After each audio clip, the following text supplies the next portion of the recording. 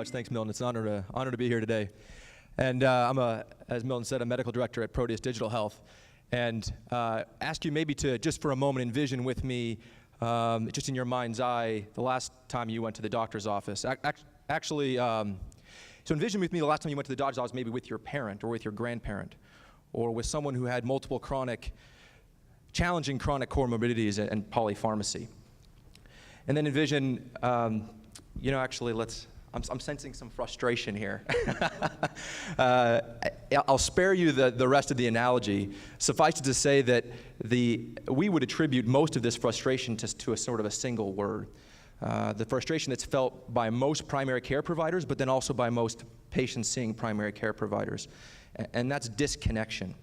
It's the same disconnection that Claire felt. In fact, she was in a very different spot 18 months ago when we met Claire.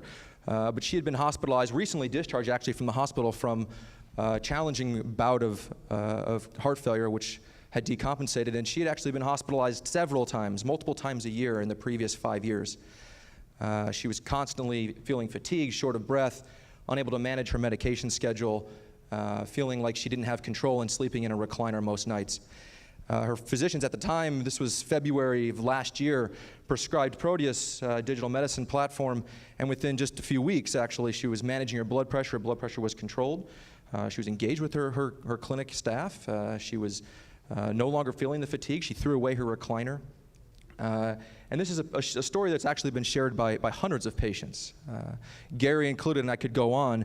But Gary and Claire are not anomalies, and they're not exceptions. In fact, actually, the FDA the World Health Organization has reported that about 50% of all of us, of patients, are unable to take their medications as prescribed. And that's just one of many elements of disconnection that we see in healthcare.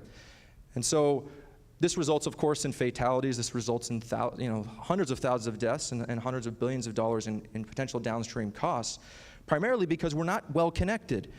And one way to get better connected, we might say, is to mimic potentially an inpatient environment in the outpatient setting.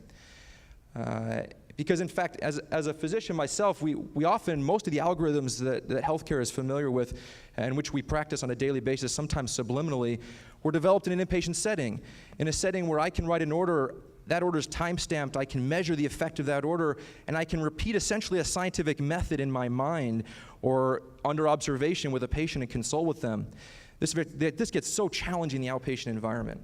We lose control of most of the time-stamping that we're accustomed to. And one of the aspects of this disconnection is that there's no feedback inherent in the system.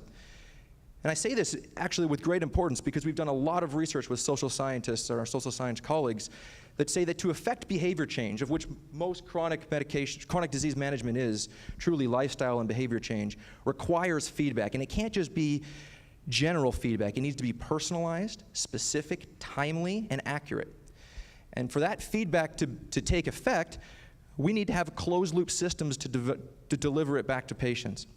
And so we thought as developers and Proteus many years ago, we thought in the language maybe of design speak, how might we design medications that provide feedback?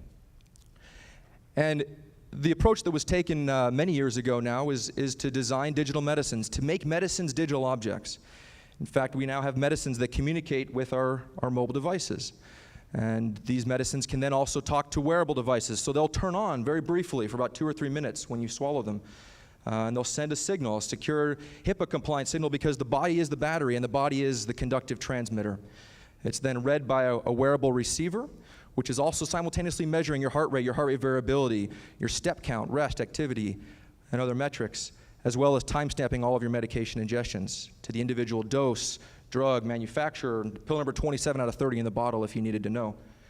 And then this is transmitted, of course, to your mobile device, either your smartphone or a tablet connected device, and that can then be overlaid, and we have experiences, software experiences that patients are able to run through tailored to their specific disease state, and then that's transferred up to the cloud where physicians, if the patients so choose, can view that data as well as their caregivers. It hinges on really one of the smallest and safest now regulated devices in the world. This is about the size of a grain of sand. It's made of dietary minerals. It's copper, magnesium, and silicon in very, very tiny quantities. that, again, as I mentioned, when swallowed, turns on for a very brief time and then passes through your body just like the fiber might in your food. And we also know that we can take these sensors and embed them into medications, and this has been approved separately in addition to the 510K clearance and the actually de novo category clearance that was provided for the ingestible sensor and for the wearable sensor. We've had a recent NDA with Otsuka Pharmaceuticals where these sensors can actually be embedded into the point of compression manufacture of medicines or also repackaged into gelatin capsules. And I ask you to maybe envision really quickly a connected circuit. And imagine that the problem we're solving is actually not a problem of adherence. Adherence is merely the manifestation of what I believe the underlying problems are of patient engagement, patient health literacy, patient access. And health outcomes are really powered by patient engagement fundamentally. Unfortunately, it's not this simple, right? We all know that the circuit of complexity in healthcare has many resistors, of condition factors, of treatment-related factors. There's switches, there's frayed wires. And fundamentally, all we ever know typically is that the light bulb's not on. And as we begin to get diagnostic tools, as we begin to be able to truly investigate this circuit and find out where the breakdowns are patients truly disengaged? Are patients struggling? Can they afford their medications? Are their medication side effects too much to handle? And as we start to learn all of these things, most of which is actually taught to us by the adherence of the patients. And this is not just medication adherence, but includes adherence to exercise routines or adherence to diet and lifestyle. We know that this works primarily because we've been running experiments now for many, many years, over 120 clinical studies. We've had over 150,000 ingestions to date, many real-world studies that are ongoing, most of which I and my team help to manage. And we see that consistently we have about 87 to 88% adherence across 150,000 ingestions. This is specifically to medications, and this is ingested adherence beyond the MPR, or the medication possession ratios typically tracked at the claims level. And then higher intensity settings where we're actually proactively reaching out to patients, where we have care teams that are monitoring patients in their medication taking, primarily in cases like tuberculosis or in hepatitis C, where every dose really counts. That's often higher than 96 or 95%. And this then, of course, is not the ultimate outcome because adherence is not the problem we're solving, but now we have lots of data, 18 actually published abstracts or accepted abstracts just in 2018 alone, where we're able to show real impacts either on hospitalization stays for heart failure patients like our patient Claire, or just in the case of hypertension where we now see that even with a 90-day use case of digital medicines where you're now in a connected environment, physicians can make educated and scientific decisions. Patients feel like they're being heard and they're actually getting regular hourly feedback based on the way that they're behaving and in the way that they're taking their medicines or performing the activities as prescribed. We see that not only do blood pressures come into control significantly, but that also this is retained over a year beyond stopping digital medicines. In some ways, really comforting to us because we believe this behavior change is actually something durable, something that can be demonstrated to for patients in particular to perpetuate beyond just the use of the individual device, but to actually change behavior. And for me, I'll just finish, I think, where I started, because the triple aim is actually meant to start and finish with patient engagement and patient satisfaction.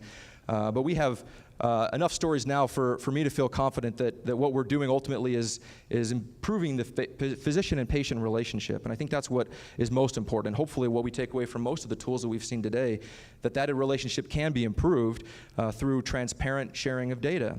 And that when patients see that, they get to feel like they're being focused on most, and it's not so much about the fancy data or the nuanced shiny tools, but that patients themselves are cared for in a way that I think they wouldn't otherwise be. And I'll finish just lastly with one other story, and this was an interesting case of Paul. And Paul was a patient who was both co-infected with HIV and hepatitis C, and I came to know him actually fairly well in the clinic. He was on the East Coast at a health system partner of ours where he wasn't getting access to his hepatitis C therapy. The patient was missing most of his appointments. He had probably missed 6 of his 7 appointments in the previous year.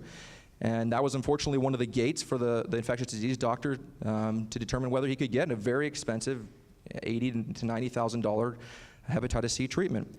When Proteus became made available, he was one of the first candidates to be considered for the therapy. And I got a phone call actually from Dr. V about 9 weeks or 10 weeks into his therapy, fairly frustrated, saying, this doesn't seem to be working. He still continues to miss all his appointments. We haven't heard from him. We're having a hard time getting a hold of him. It's been a long time, and I don't know if he's taking his pills. And fortunately had access to the data myself and was able to, through our secure FTP file transfer program, look it up and say, Dr. V, I have to disagree. I don't think he could be more engaged. In fact, he's only missed 3 doses in 10 weeks. He's even taken the time on his mobile app to tell us exactly why he missed each one of those doses. And in fact, I think what this highlights to us and continues to highlight is that patients' life flow doesn't necessarily match our clinic workflow. And by the extension of tools like this and others, I think we can really reach patients where they live, work, play, and pray, and gives us the opportunity, I think, to really meaningfully impact their care. Thanks. Thank you so much.